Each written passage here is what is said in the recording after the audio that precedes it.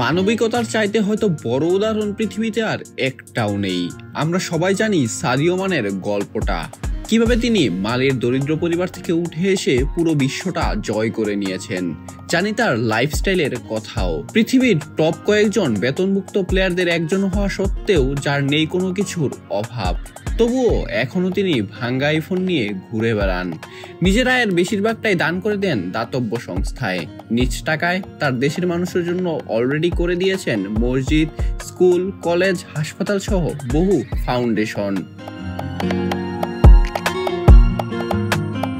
তবে আমরা যেটা জানি না সেটা হলো রিয়াল মাদ্রিদের তারকা আর্দা গুলারের লাইফ স্টোরি। আর্দা বর্তমানে খেলে যাচ্ছেন স্পেনের রিয়াল মাদ্রিদে। তার বেতনের 12.9 মিলিয়ন ডলার অর্থাৎ প্রায় 140 কোটি টাকা বোনাস ও স্পন্সরশিপের পুরো অর্থ গৃহবন্দীর জন্য আশ্রয় প্রকল্পে দান করে যাচ্ছেন নিয়মিত। তার এই অর্থ দিয়ে 150টি আবাসন ইউনিট ও 300টি শয্যা বিশিষ্ট আশ্রয় কেন্দ্র নির্মাণ হবে।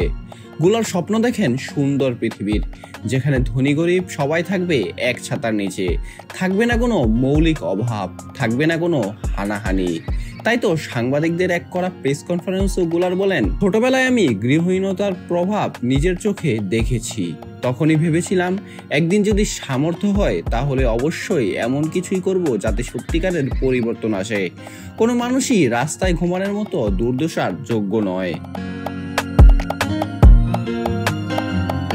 আচ্ছা, একবার ভেবেই দেখুন না, যদি সবাই গুলার কিংবা মানেদের মতো মানবতার কথা চিন্তা করে আজকে পৃথিবীতে এগিয়ে আসতো, তাহলে হয়তো পৃথিবীতে থাকতো না কোনো অভাব অনটন, হয়তো পৃথিবী হয়ে যেত বসবাসের উপযোগী।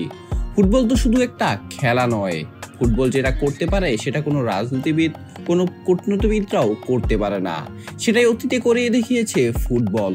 কেই বা ভুলে যাবে দ্রগবার কথা, যিনি থামিয়েছিলেন আফ্রিকার গৃহযুদ্ধ, কিংবা 2010 সালে সাউথ আফ্রিকার বিশ্বকাপ, যেটা সাউথ আফ্রিকার সাদা কালো শ্বেতাঙ্গ কৃষ্ণাঙ্গকে এক ছাতার নিচে আবদ্ধ করে আর্মস করে সাউথ আফ্রিকার জাতীয় সঙ্গীত গাইতে বাধ্য করেছিল।